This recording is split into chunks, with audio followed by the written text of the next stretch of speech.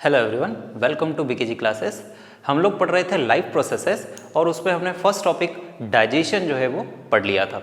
अब हम यहाँ पर पढ़ रहे हैं रेस्पिरेशन। ठीक है, ये सेकेंड टॉपिक है। डाइजेशन में जो भी फूड होता है उसको कन्वर्ट किया जाता है सिंपलर फॉर्म्स में। ठीक है, हमने पढ़ा था कार्बोहाइड्रेट का जो सबसे सिंपलर फॉर्म है वो है ग्लूकोज। अब हम यहाँ पर देख रहे हैं रेस्पिरेशन। ठीक है, तो रेस्पिरेशन में जो भी ग्लूकोज होता है उसको तोड़कर एनर्जी बनाई जाती है, क्योंकि खाना खा लेने से एनर्जी नहीं मिलेगी। जो भी खाना गया है बॉडी में उसको बाद में तोड़कर उससे एनर्जी निकाली जाएगी। ठीक है, तो वो जो ब्रेकडाउन होता है उसको रेस्पिरेशन बोलते हैं। खाना हम वर्ड यूज कर रहे हैं बट एक्चुअली वो क्या है, ग्लूकोज। ठीक है, तो सबसे पहले तो रेस्पिरेशन होता क्या है ना। हम लोगों को जनरली लगता है कि ऑक्सीजन का अंदर जाना और कार्बन डाइऑक्साइड का रिलीज होना रेस्पिरेशन होता है। वो रेस्पिरेशन नहीं है, उसको बोलते हैं breathing. Respiration is actually breakdown of glucose to release energy. ठीक है, और ये सेल के अंदर चलने वाली प्रोसेस है ना। ब्रीदिंग जो है उसमें लंग्स इन्वॉल्व होते हैं, पर रेस्पिरेशन में सेल्स, इंडिविजुअल सेल्स इन्वॉल्व होती है। ठीक है, तो यहाँ पर रेस्पिरेशन का मतलब क्या है, it is a multi stepped biological process. दो वर्ड्स लिखे हैं, मल्टी स्टेप्ड और बायोलॉजिकल प्रोसेस। मल्टी स्टेप्ड इसलिए क्योंकि इसमें कई सारी स्टेप्स होती है, इसलिए इसको मल्टी स्टेप्ड प्रोसेस बोलते हैं। और दूसरा बायोलॉजिकल प्रोसेस का मतलब कि ये लिविंग ऑर्गेनिज्म में होने वाली प्रोसेस है या सेल्स के अंदर होने वाली प्रोसेस है, इसलिए इसको मल्टी स्टेप्ड और बायोलॉजिकल प्रोसेस बोलते हैं। नेक्स्ट पॉइंट इसी में लिखा है, इन विच ग्लूकोज इज ब्रोकन डाउन। इसमें किसको तोड़ा जा रहा है, ग्लूकोज को तोड़ा जा रहा है। और जब ग्लूकोज टूटता है तो उससे ही क्या रिलीज होती है, एनर्जी। ग्लूकोज के टूटने से एनर्जी रिलीज होती है। अब क्योंकि यहाँ पर हम बोल रहे हैं कि ये ब्रेकडाउन की जो प्रोसेस है वो सेल के अंदर चल रही है, तो इसलिए respiration is also known as cellular respiration because the breakdown process is taking place inside a cell. Glucose को जो तोड़ने का काम हो रहा है वो सेल के अंदर हो रहा है, इसीलिए रेस्पिरेशन को कई बार क्या बोला जाता है, cellular respiration. Now the next question is, क्या जो ब्रेकडाउन होता है वो हमेशा ग्लूकोज का ही होता है? क्या कोई और सब्सटेंस जो है उसका ब्रेकडाउन नहीं हो सकता, उससे एनर्जी रिलीज नहीं हो सकती? क्योंकि हमने तो प्रोटीन भी कंज्यूम किए हैं, फैट्स भी कंज्यूम किए, पर फिर एनर्जी केवल ग्लूकोज से ही क्यों रिलीज हो रही है? तो हम यहाँ पर बोल सकते हैं कि जो ब्रेकडाउन है वो जनरली ग्लूकोज का ही होता है। ये ग्लूकोज एक मोस्ट फेवर्ड सबस्ट्रेट है ब्रेकडाउन के लिए, बट इसका ये मतलब नहीं है कि और किसी सब्सटेंस को तोड़ के एनर्जी नहीं बनाई जा सकती। बिल्कुल प्रोटीन को भी तोड़ के एनर्जी बनाई जा सकती है, फैट को तोड़ के एनर्जी बनाई जा सकती है, बट हमारी सेल का जो डिज़ाइन है वो इस तरह से है कि वो ग्लूकोज को तोड़ना प्रेफर करती है। अगर ग्लूकोज नहीं हो तब प्रोटीन या फैट को तोड़कर एनर्जी बनाई जा सकती है, बट प्रेफरेंस हमेशा किसको मिलती है, ग्लूकोज को। क्योंकि बॉडी की सेल के अंदर जितने भी एंजाइम्स हैं या जो भी आयंस वगैरह है वो सब किसके अकॉर्डिंग है, ग्लूकोज के अकॉर्डिंग। ठीक है, इसलिए ग्लूकोज को तोड़कर एनर्जी बनाई जाती है। ये बात हमको समझ में आई। अब इसके बाद जैसे हमने फोटोसिंथेसिस की केमिकल इक्वेशन देखी है, वैसे ही हम यहाँ पर केमिकल इक्वेशन देख सकते हैं रेस्पिरेशन की भी। तो देखो, ब्रेकडाउन हो रहा है किसका, ग्लूकोज का। तो सबसे पहले तो ग्लूकोज ही हम लिखेंगे, C6H12O6। ये किसका फॉर्मूला है, ग्लूकोज का फॉर्मूला है, C6H12O6। ठीक है, अब यहाँ पर प्लस O2 लिखेंगे हम। प्लस O2 क्यों लिख रहे हैं, क्योंकि ये ब्रेकडाउन किसकी प्रेजेंस में हो रहा है, ऑक्सीजन की प्रेजेंस में हो रहा है। ठीक है, अब जैसे ही ये ग्लूकोज का ब्रेकडाउन होगा गैस रिलीज होगी, कौन सी, कार्बन डाइऑक्साइड, CO2। ठीक है, साथ ही साथ यहाँ पर वाटर भी एक बाय प्रोडक्ट बनेगा। ठीक है, तो C6H12O6 plus O2 is equal to CO2 plus H2O। ठीक है ना। अब ये जो इक्वेशन है ये केमिकल इक्वेशन हो जाएगी किसके लिए, रेस्पिरेशन की। लेकिन ये अभी बैलेंस नहीं है, इसको बैलेंस हम कर सकते हैं। कैसे बैलेंस करें, तो एरो के इस तरफ और एरो के उस तरफ, दोनों तरफ क्या होना चाहिए, बराबर एटम्स के नंबर होना चाहिए। ठीक है ना। तो यहाँ पर हम देख सकते हैं कि यहाँ अगर अपन 6O2 लिख दें, है ना, वैसे यहाँ पर 6CO2 लिख दें और यहाँ पर 6H2O लिख दें, तो ये केमिकल इक्वेशन बैलेंस हो जाएगी। जैसे कार्बन 6 है तो इस तरफ भी कार्बन कितने हो गए, 6 हो गए। यहाँ पर हाइड्रोजन 12 है, यहाँ भी हाइड्रोजन कितने हो गए, 2 × 6 12 हो गए। फिर ऑक्सीजन यहाँ पर 6 ये है प्लस 12 ये है, कितने हो गए ऑक्सीजन, 18 हो गए। तो यहाँ पर भी ऑक्सीजन देखो आप, 12 तो ऑक्सीजन ये है और 6 ये है। ठीक है, ये 6 ऑक्सीजन है, तो इसका मतलब ये इक्वेशन क्या हो गई, बैलेंस्ड। तो अगर हमसे पूछा जा रहा है कि रेस्पिरेशन की बैलेंस्ड केमिकल इक्वेशन क्या है, तो हम बताएंगे C6H12O6 plus 6O2 is equal to 6CO2 plus 6H2O। ठीक है, अब ये तो केमिकल इक्वेशन हुई, लेकिन इस सब से रिलीज क्या हो रहा है, तो हम यहाँ पर साथ में ऐड कर देंगे कि इससे रिलीज हो रही है एनर्जी, इससे एनर्जी रिलीज हो रही है। तो हमने यहाँ पर डेफिनेशन समझ ली रेस्पिरेशन की, सेलुलर रेस्पिरेशन क्यों बोला जाता है, और केमिकल इक्वेशन कौन सी होती है, और इसको बैलेंसिंग कैसे करते हैं। ठीक है, तो अब हम देख रहे हैं रेस्पिरेशन के दो टाइप्स कौन कौन से हो सकते हैं। देखो, हमने बोला रेस्पिरेशन में ग्लूकोज का ब्रेकडाउन होता है। अब ग्लूकोज का ब्रेकडाउन दो तरीके से हो सकता है, या तो ग्लूकोज को ऑक्सीजन की प्रेजेंस में तोड़ा जा सकता है, या ऐसा भी हो सकता है कुछ केसेस में कि ग्लूकोज ऑक्सीजन की एब्सेंस में टूटे और एनर्जी बने। तो उसी बेस पर कि ग्लूकोज ऑक्सीजन की प्रेजेंस में टूट रहा है या एब्सेंस में टूट रहा है, उसी बेस पर रेस्पिरेशन के दो टाइप हैं। पहला है एरोबिक रेस्पिरेशन, दूसरा है एनएरोबिक रेस्पिरेशन। एरोबिक रेस्पिरेशन का मतलब होता है जब ग्लूकोज का ब्रेकडाउन ऑक्सीजन की प्रेजेंस में हो रहा हो, प्रेजेंस में वो टूट रहा हो। ठीक है ना, और एनएरोबिक रेस्पिरेशन का मतलब होता है जब ग्लूकोज का ब्रेकडाउन ऑक्सीजन की एब्सेंस में हो रहा है। तो यहाँ देखें अपन इन दोनों में क्या क्या डिफरेंसेस हो सकते हैं। तो पहला पॉइंट तो हम क्लियर कर ही चुके हैं, aerobic respiration occurs in the presence of oxygen. ये जो रेस्पिरेशन है ये ऑक्सीजन की प्रेजेंस में होता है, जबकि anaerobic respiration occurs in the absence of oxygen.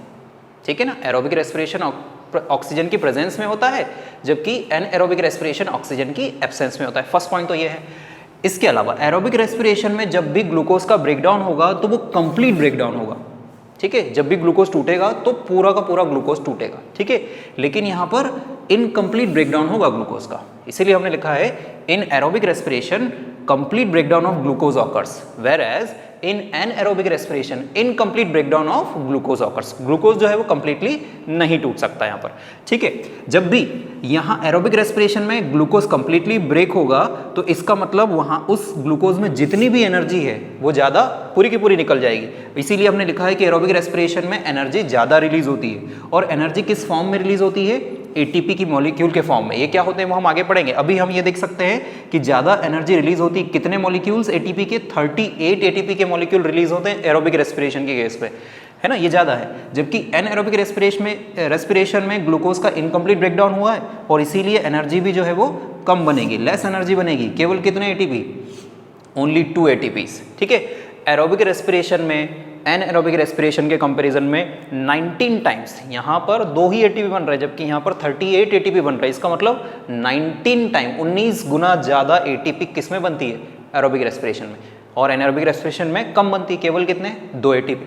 और क्या डिफरेंस है इनमें, एरोबिक और एनएरोबिक में नेक्स्ट डिफरेंस क्या है, तो दोनों की केमिकल इक्वेशन जो है वो अलग अलग होती है। जैसे एरोबिक रेस्पिरेशन में हमने बोला कि ऑक्सीजन की प्रेजेंस में ब्रेकडाउन होगा ग्लूकोज का, तो ये तो है ग्लूकोज, ये प्लस 6O2 हमने लिख रखा है, मतलब ये ऑक्सीजन की प्रेजेंस में ब्रेकडाउन हो रहा है, और 6CO2 प्लस 6H2O और साथ पे क्या हो गया, एनर्जी बन गई। तो ये तो हमने रेस्पिरेशन की ही केमिकल इक्वेशन देखी थी। तो जो रेस्पिरेशन की केमिकल इक्वेशन है वही एक्चुअल में एरोबिक रेस्पिरेशन की केमिकल इक्वेशन, क्योंकि यहाँ पर ऑक्सीजन की प्रेजेंस में ब्रेकडाउन हो रहा है इसलिए यहाँ पर प्लस O2 हम लिखते हैं। लेकिन एनएरोबिक रेस्पिरेशन के केस में हमने बोला कि यहाँ ऑक्सीजन की एब्सेंस में ब्रेकडाउन हो रहा है, इसलिए हमने डायरेक्ट क्या लिखा है, C6H12O6, यहाँ पे प्लस O2 नहीं लिखेंगे क्योंकि ऑक्सीजन की एब्सेंस में ये हो रहा है। अब ये ऑक्सीजन की एब्सेंस में ग्लूकोज जो है वो ब्रेकडाउन होगा या कन्वर्ट हो जाएगा किस में, इन प्रोडक्ट्स में। क्या क्या प्रोडक्ट्स है, तो ये है C2H5OH, इसको बोलते हैं इथेनॉल। ये एक तरह का क्या है, एल्कोहल है। ठीक है ना, इथेनॉल क्या है, एल्कोहल है। साथ में यहाँ पर भी कार्बन डाइऑक्साइड रिलीज हो रही है, दोनों केसेस में CO2 तो रिलीज होती है, CO2 यहाँ भी रिलीज हो रही है, CO2 यहाँ भी रिलीज हो रही है, लेकिन जो प्रोडक्ट है वो अलग अलग है। यहाँ पर CO2 और वाटर बन रहे हैं, जबकि यहाँ पर CO2 और इथेनॉल बन रहा है। ठीक है, तो ये केमिकल इक्वेशंस दोनों की अलग अलग हो गई। फिर हमने दोनों में ये लिखा है कि एनर्जी बन रही है, यहाँ पे भी एनर्जी बन रही है और यहाँ भी एनर्जी बन रही है, लेकिन हमने ये पढ़ा है कि एनर्जी यहाँ पर 38 एटीपी मॉलिक्यूल्स बनेगी। ठीक है, जबकि यहाँ एनर्जी केवल कितने एटीपी मॉलिक्यूल बनेगी, 2 एटीपी मॉलिक्यूल्स, है ना। तो एनारोबिक रेस्पिरेशन में एनर्जी 38 एटीपी बनती है, ज़्यादा बनती है, जबकि एनारोबिक रेस्पिरेशन के केस में केवल 2 ही एटीपी बनते हैं, कम बन रहे हैं, है ना। अब एरोबिक रेस्पिरेशन के बाय प्रोडक्ट्स क्या होते हैं, बाय प्रोडक्ट्स का मतलब पूरी प्रोसेस कंप्लीट होने के बाद लास्ट में क्या क्या बना। तो ये जब प्रोसेस कंप्लीट हो रही है तो क्या क्या बनता है, कार्बन डाइऑक्साइड, वाटर और एनर्जी। तो हमने लिखा है बाय प्रोडक्ट्स जो है वो कार्बन डाइऑक्साइड और वाटर है, जबकि यहाँ बाय प्रोडक्ट्स अलग है, यहाँ पर इथेनॉल और कार्बन डाइऑक्साइड जो है वो बाय प्रोडक्ट्स है। ठीक है, फिर ये एरोबिक रेस्पिरेशन की प्रोसेस किस में होती है? तो हम बोल सकते हैं ये प्लांट्स में होती है, एनिमल्स में होती है, एनिमल्स में ह्यूमन बींग भी आ जाएंगे। इसके अलावा बहुत से दूसरे ऑर्गेनिज्म में एरोबिक रेस्पिरेशन से ही एनर्जी बनाई जाती है।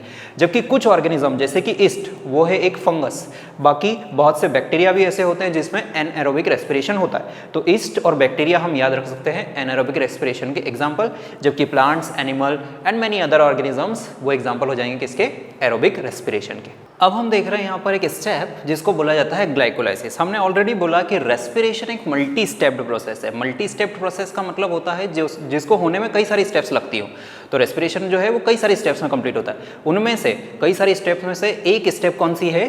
ग्लाइकोलाइसिस। मतलब जो ग्लूकोज का ब्रेकडाउन होता है तो कई सारी स्टेप में होगा, उसमें से एक इंपॉर्टेंट स्टेप जो यहाँ हमको याद रखना होती है वो है ग्लाइकोलाइसिस। क्या होता है ग्लाइकोलाइसिस का मतलब? तो यहाँ पर दो वर्ड्स है, ग्लाइको, ग्लाइको का मतलब होता है ग्लूकोज, और लाइसिस, लाइसिस का मतलब होता है ब्रेकडाउन, मतलब ग्लूकोज का ब्रेकडाउन। ठीक है, तो इसीलिए लिखा है the process of breakdown of one molecule of glucose. Glucose के एक मॉलिक्यूल का टूटना और उससे दो मॉलिक्यूल्स बन जाते हैं किसके? पायरुवेट के। ठीक है, ग्लूकोज का एक मॉलिक्यूल टूटकर अगर पायरुवेट के दो मॉलिक्यूल बनाएगा तो इस प्रोसेस को बोला जाएगा ग्लाइकोलाइसिस। हम ऐसे समझ सकते हैं, ग्लूकोज जो है, ग्लूकोज है ना, ग्लूकोज C6H12O6 अपन लिखते हैं, मतलब इसमें कितने कार्बन है? इसमें कार्बन के नंबर कितने हैं? 6 कार्बन। ठीक है, तो इसमें कार्बन के नंबर टोटल 6 हैं। अगर ये ग्लूकोज तोड़ दिया जाए बीच में से, ठीक है, इसको ब्रेक डाउन कर दिया जाए तो क्या बन जाएगा? पायरुवेट बन जाएगा। और 6 मॉलिक्यूल्स थे, उन 6 को बीच में से अगर तोड़ दिया जाएगा तो कितने बचेंगे? 3 बचेंगे। ठीक है, तो पायरुवेट बन जाएगा 3 कार्बन वाला मॉलिक्यूल। पर क्योंकि ग्लूकोज टूटा है बीच में से, मतलब पायरुवेट कितने बनेंगे? पायरुवेट जो बनेंगे वो 2 बनेंगे। ठीक है, तो यहाँ इंटू 2 अपन लिख लेते हैं ताकि ये समझ में आए अपने को कि ग्लूकोज का अगर एक मॉलिक्यूल टूटता है तो पायरुवेट के कितने मॉलिक्यूल बनते हैं? 2 मॉलिक्यूल बनते हैं, और दोनों में कितने कार्बन होते हैं? 3 कार्बन। ठीक है, तो इस प्रोसेस को बोला जाता है ग्लाइकोलाइसिस। तो हमने बोला it is the process of breakdown of one molecule of glucose to form 2 molecules of pyruvate. 1 molecule of glucose contain how many carbons? 6 carbon. Whereas 1 molecule of pyruvate contains how many carbons? 3 carbons. ठीक है, अब ये पूरी process चल का रही है, तो हम बोल रहे हैं कि रेस्पिरेशन पूरा का पूरा सेल के अंदर चलता है, इसीलिए तो उसको सेलुलर रेस्पिरेशन बोलते हैं। लेकिन ये वाली स्टेप पर्टिकुलरली कहाँ चलती है? तो हमसे पूछा जाता है कि ग्लाइकोलाइसिस की साइट क्या है, तो हम बताएंगे ग्लाइकोलाइसिस की साइट जो है वो है सेल का साइटोप्लाज्म। याद रखना है, glycolysis occurs in the cytoplasm of cell. और उसके बाद ये पायरुवेट जब बन गया है उसके बाद ये माइटोकॉन्ड्रिया में जाएगा। ठीक है, अगर यूकैरियोटिक सेल है तो ये कहाँ जाएगा? माइटोकॉन्ड्रिया में जाएगा, और इसका फर्दर ब्रेकडाउन होगा। अभी एनर्जी रिलीज नहीं हुई है, अभी केवल ग्लूकोज से पायरुवेट बना है, ये साइटोप्लाज्म में बना, और फिर पायरुवेट जो है वो जाएगा माइटोकॉन्ड्रिया में, तब इसका और ब्रेकडाउन होगा और तब जाके क्या रिलीज होगी? एनर्जी। तो अगर ग्लूकोज से पायरुवेट का ब्रेकडाउन पूछा जाए तो हम बोलेंगे ग्लाइकोलाइसिस, और ये कहाँ होता है तो हम बोलेंगे साइटोप्लाज्म में। ठीक है, तो अब हम देख रहे हैं एनएरोबिक रेस्पिरेशन या फर्मेंटेशन क्या होता है और उसके कौन कौन से टाइप्स होते हैं। तो हमने ये तो ऑलरेडी बोला है कि एनएरोबिक रेस्पिरेशन मतलब ऐसा रेस्पिरेशन जिसमें ग्लूकोज ऑक्सीजन की एब्सेंस में टूटता है, तो उसको एनएरोबिक रेस्पिरेशन बोलते हैं। The breakdown of glucose in the absence of oxygen is known as anaerobic respiration. It is also known as anaerobic respiration is also known as fermentation. anaerobic respiration को ही क्या बोला जाता है? fermentation. और इस fermentation के 2 टाइप हो सकते हैं, alcoholic fermentation, दूसरा lactic acid fermentation. alcoholic fermentation कब बोला जाएगा? जब ग्लूकोज के ब्रेकडाउन से लास्ट में जो बाय प्रोडक्ट बनेगा वो क्या बनेगा? अल्कोहल। तो अगर यहाँ पर बाय प्रोडक्ट क्या बन रहा हो? अल्कोहल, जैसा कि हमने देखा था C2H5OH, ठीक है ना, इथेनॉल जिसको बोला था। तो अगर बाय प्रोडक्ट अल्कोहल बन रहा है तो हम इस प्रोसेस को बोलेंगे अल्कोहलिक फर्मेंटेशन। लेकिन अगर बाय प्रोडक्ट क्या बन रहा हो? अगर बाय प्रोडक्ट लैक्टिक एसिड बन रहा हो, ठीक है ना, बाय प्रोडक्ट अगर लैक्टिक एसिड बन रहा हो तब हम इसको क्या बोल देंगे? Lactic acid fermentation. तो अल्कोहलिक फर्मेंटेशन का मतलब जब बाय प्रोडक्ट अल्कोहल हो, और लैक्टिक एसिड फर्मेंटेशन का मतलब जब लास्ट में या बाय प्रोडक्ट क्या बन रहा हो? Lactic acid. ये तो हम डिस्कस कर चुके हैं। ठीक है, लैक्टिक एसिड कब बनता है ये हमको डिस्कस करना है। तो फर्मेंटेशन के 2 टाइप हैं, जिसमें से हम अल्कोहलिक फर्मेंटेशन ऑलरेडी डिस्कस कर चुके हैं। ठीक है, जिसमें हमने इक्वेशन भी लिखी थी कि ग्लूकोज का ब्रेकडाउन हो रहा है इन द एब्सेंस ऑफ ऑक्सीजन, बन रहा है C2H5OH इथेनॉल, प्लस CO2 और प्लस एनर्जी। तो वो तो एल्कोहलिक फर्मेंटेशन है, उसी को हमने एनारोबिक रेस्पिरेशन में जो डिफरेंसेस देखे थे उसमें हमने इक्वेशन लिखी थी इसकी। लैक्टिक एसिड फर्मेंटेशन यहाँ पर हमको देखना है, तो वो हम देख रहे हैं। लैक्टिक एसिड फर्मेंटेशन को समझने के लिए हमारे पास एक यहाँ पर हेडिंग है लैक ऑफ ऑक्सीजन, ये हमको दिया हुआ है बुक में, ठीक है। तो लैक ऑफ ऑक्सीजन का मतलब होता है ऑक्सीजन की कमी। कब होता है ये? कई बार विगरस एक्सरसाइज करते समय, ठीक है ना, विगरस एक्सरसाइज, ठीक है ना। विगरस एक्सरसाइज का मतलब होता है हम बहुत ज़्यादा फिजिकल एफर्ट कर रहे हैं, हमने पुशअप्स लगा लिए, या हम यूजुअली करते नहीं है लेकिन किसी दिन हमने कर लिया, कोई ज़्यादा हमने मेहनत कर ली, तब हमारी मसल्स में क्या होने लगता है? पेन होने लगता है, ठीक है, या हम उसको बोल देते हैं क्रैम्प्स। ऐसा क्यों होता है? तो ऐसा होता है ऑक्सीजन की कमी के कारण। ऑक्सीजन की कमी के कारण जो हमारी मसल सेल्स होती हैं उनको फिजिकल एफर्ट्स के टाइम पर ज़्यादा ऑक्सीजन की ज़रूरत होती है, लेकिन सफिशिएंट ऑक्सीजन नहीं मिल रही है, उनको मिल नहीं पाती है। इसका मतलब ऑक्सीजन की कमी हो गई। जब हम एक्सरसाइज कर रहे हैं उस समय में हमारी मसल्स को ज़्यादा ऑक्सीजन की ज़रूरत होती है, लेकिन उतनी ऑक्सीजन अगर उनको नहीं मिलेगी, मतलब क्या बोलेंगे अपन? लैक ऑफ ऑक्सीजन है। तब मसल सेल्स को तो एनर्जी चाहिए, भले ही ऑक्सीजन नहीं मिल रही हो। ऑक्सीजन अगर मिलती तब वो एरोबिक रेस्पिरेशन कर लेती मसल सेल, लेकिन उनको ऑक्सीजन नहीं मिली, ऑक्सीजन की क्या हो गई? कमी हो गई। इसलिए उन्होंने क्या कर लिया? एनारोबिक रेस्पिरेशन कर लिया। मतलब हमारी मसल सेल ने ऑक्सीजन की अब्सेंस में ग्लूकोज को तोड़ दिया। तो ऑक्सीजन की अब्सेंस में ग्लूकोज को तोड़ने से क्या बन गया? लैक्टिक एसिड, ठीक है। ये लैक्टिक एसिड बनने से ही मसल्स में क्या होता है? क्रैम्प्स होता है, ठीक है। तो इसको बोलते हैं हम लैक ऑफ ऑक्सीजन, और इस तरह का फर्मेंटेशन है वो कहलाता है लैक्टिक एसिड फर्मेंटेशन, ठीक है।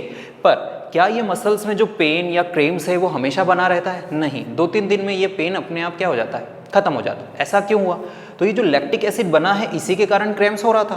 तो उस समय में एट अ टाइम इमीडिएटली तो लैक्टिक एसिड बना के एनर्जी फुलफिल कर ली गई, लेकिन इस लैक्टिक एसिड के बनने से क्रैम्प्स हो रहा है। तो 1-2 दिन तक हमको क्रैम्प्स होते हैं, उसके बाद वो धीरे धीरे पेन क्या हो जाता है? खत्म हो जाता है। ऐसा इसलिए क्योंकि ये जो लैक्टिक एसिड बना ये धीरे धीरे वापस कन्वर्ट हो जाता है CO2 में। इसलिए हम बोल सकते हैं कि ये लैक ऑफ ऑक्सीजन का केस जो है वो लैक्टिक एसिड फर्मेंटेशन का केस है, और लैक्टिक एसिड के बनने से ही मसल्स में क्रैम्प्स होता है। तो अब हम यहाँ पर देख रहे हैं कि जो तीनों तरह के ऐसे ग्लूकोज का ब्रेकडाउन पॉसिबल है उसको हम समराइज कैसे कर सकते हैं। यहाँ हमने एक फ्लो चार्ट बनाया हुआ है, हमने 3 तरह से ग्लूकोज का ब्रेकडाउन देखा। पहला तो एरोबिक रेस्पिरेशन, जिसमें ग्लूकोज का ब्रेकडाउन ऑक्सीजन के प्रेजेंस में होता है। दूसरा हमने देखा एल्कोहलिक फर्मेंटेशन, ठीक है, जिसको हमने एनारोबिक रेस्पिरेशन भी बोला था वो। और तीसरा हमने देखा लैक ऑफ ऑक्सीजन। तो वो तीनों जो है यहाँ पर हमने समराइज किया हुआ। सबसे पहले ग्लूकोज जो है उसका ब्रेकडाउन होता है और क्या बनता है? पायरुवेट बनता है। ये हमने बोला था, this process occurs in the cytoplasm of cell and this process is known as glycolysis. तो पहली स्टेप तीनों केसेस में कॉमन है, चाहे वो अब्सेंस ऑफ ऑक्सीजन का केस हो, मीन्स एल्कोहलिक फर्मेंटेशन हो, चाहे लैक्टिक एसिड फर्मेंटेशन हो, चाहे एरोबिक रेस्पिरेशन हो, तीनों केसेस में सबसे पहली स्टेप कौन सी होगी? ग्लाइकोलाइसिस। तो इसलिए हम इस स्टेप को बोल सकते हैं कि glycolysis is common step in all types of respiration. It is a common step. Glucose से पहले पायरुवेट बनेगा, ये कहाँ होगा? सेल के साइटोप्लाज्म। ग्लूकोज में कितने कार्बन होते हैं? 6 कार्बन, ठीक है, इसलिए इसको हमने लिखा हुआ है 6 कार्बन मॉलिक्यूल, जबकि पायरुवेट में 3 कार्बन होते हैं। इसका मतलब हमारे पास पायरुवेट कितने हैं? 2 है, क्योंकि एक ग्लूकोज अगर टूटता है तो कितने पायरुवेट बनते हैं? 2 पायरुवेट बनते हैं। तो ये तो स्टेप क्या हो गई? कॉमन स्टेप हो गई। अब इसके बाद आगे की फैट क्या होती है पायरुवेट की, वो अलग अलग हो सकती है। क्या क्या? तो पायरुवेट या तो ऑक्सीजन की एब्सेंस में टूटेगा। एब्सेंस ऑफ ऑक्सीजन में अगर पायरुवेट का ब्रेकडाउन होगा तो क्या क्या बनेगा? इथेनॉल और कार्बन डाइऑक्साइड, साथ में एनर्जी भी बनेगी। ये किस में हमने एग्जांपल देखा था? तो एनारोबिक रेस्पिरेशन किस में होता है? ईस्ट में, तो इसलिए यहाँ पर लिखा हुआ है इन ईस्ट। वैसे ही पायरुवेट का ब्रेकडाउन अगर लैक ऑफ ऑक्सीजन के केस में या ऑक्सीजन की कमी में हो रहा है तो ये कहाँ पढ़ा था अपन ने? मसल सेल्स में। हमारी मसल सेल्स में लैक ऑफ ऑक्सीजन का केस होता है, और तब क्या बन जाता है? लैक्टिक एसिड और एनर्जी। और इसी लैक्टिक एसिड के बनने से क्या होता है? क्रैम्प्स। तो ये 2 केस हो गए। इन दोनों को हम क्या बोलते हैं? फर्मेंटेशन। ये है एल्कोहलिक फर्मेंटेशन, क्योंकि इथेनॉल एक एल्कोहल है, जबकि ये वाला क्या है? Lactic acid fermentation. तो ये तो हो गए एनारोबिक रेस्पिरेशन के दोनों टाइप या फर्मेंटेशन के दोनों टाइप। फिर तीसरा केस जो आता है, पायरुवेट जो है वो जाएगा कहाँ? माइटोकॉन्ड्रिया में। और माइटोकॉन्ड्रिया में ऑक्सीजन की प्रेजेंस में अगर इसका ब्रेकडाउन होगा तो इससे कार्बन डाइऑक्साइड, वाटर और एनर्जी बनेगी, और ये जो है पाथवे ये कहलाएगा एरोबिक रेस्पिरेशन। तो ये हो गया एनारोबिक रेस्पिरेशन, ये हो गया लैक्टिक एसिड फर्मेंटेशन, और ये तीसरा जो केस हो गया वो है एरोबिक रेस्पिरेशन, ठीक है। जबकि ये वाली स्टेप क्या हो गई? कॉमन। तो यहाँ पर हमसे पूछा जा सकता है कि ग्लूकोज को तोड़ने के कितने तरीके हो सकते हैं, तो हम बोलेंगे 3 तरीके, और ये वो तीनों तरीके। ये फ्लो चार्ट हमको याद कर लेना, इससे हमारे सारे कंसेप्ट क्लियर हो जाते हैं।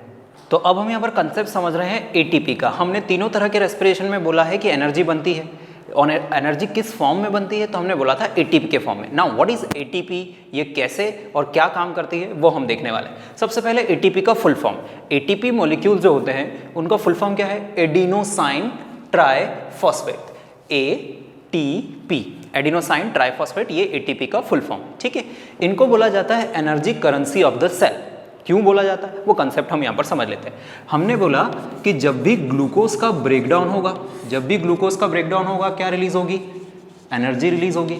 अब ये एनर्जी इमीडिएटली तो किसी काम में आने वाली नहीं है, तो इसलिए इस एनर्जी को किसी न किसी फॉर्म में स्टोर करके रखना पड़ेगा।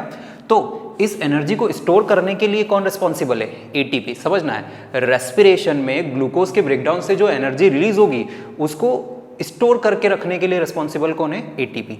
अब एटीपी जो है वो बनता कैसे है, तो सबसे पहले तो एडिनोसाइन डाइफॉस्फेट, एडीपी, इससे जुड़ जाता है इनऑर्गेनिक फॉस्फेट।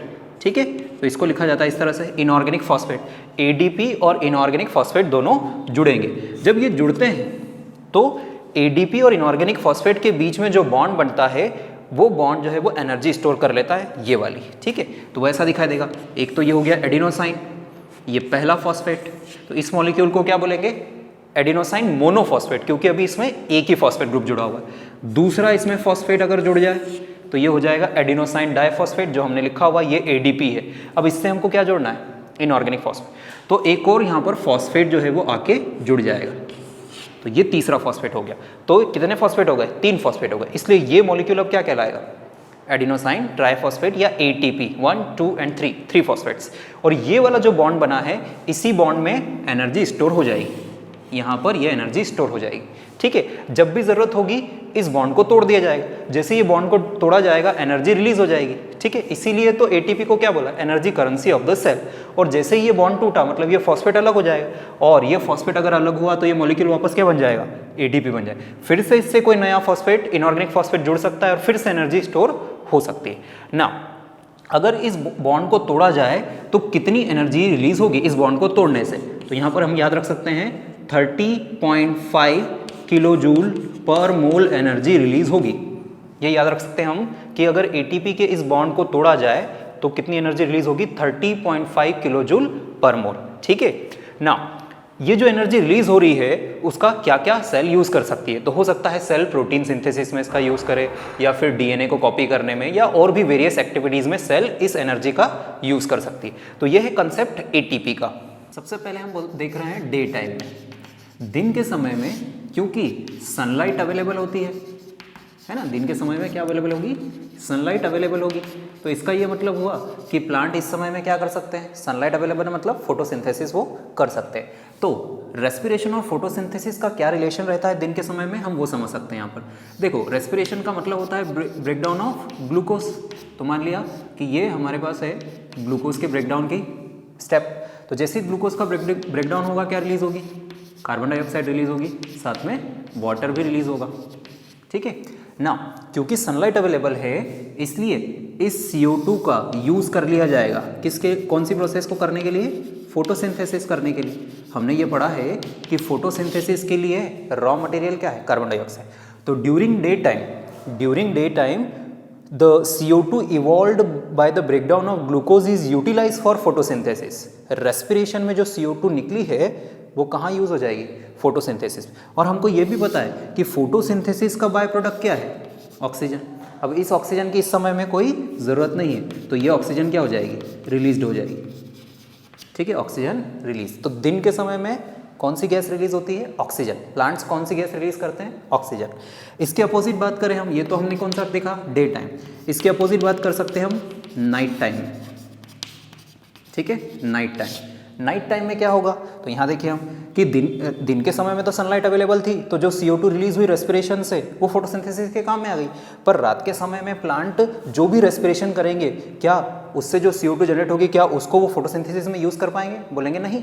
क्यों नहीं कर पाएंगे, क्योंकि समय कौन सा है, रात का समय है। रात के समय में सनलाइट अवेलेबल नहीं होती है, इसका मतलब ये CO2 यूटिलाइज नहीं होगी।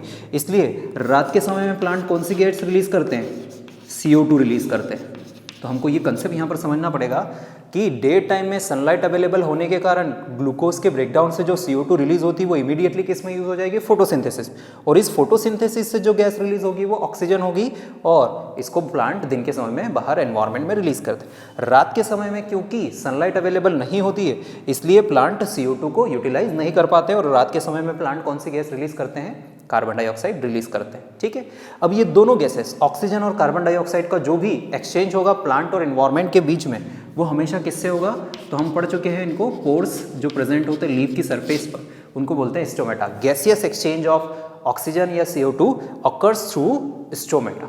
ठीक है, अब हम यहाँ पर एक इंपॉर्टेंट कंसेप्ट समझ रहे हैं, ब्रीदिंग इन एक्वेटिक ऑर्गेनिज्म।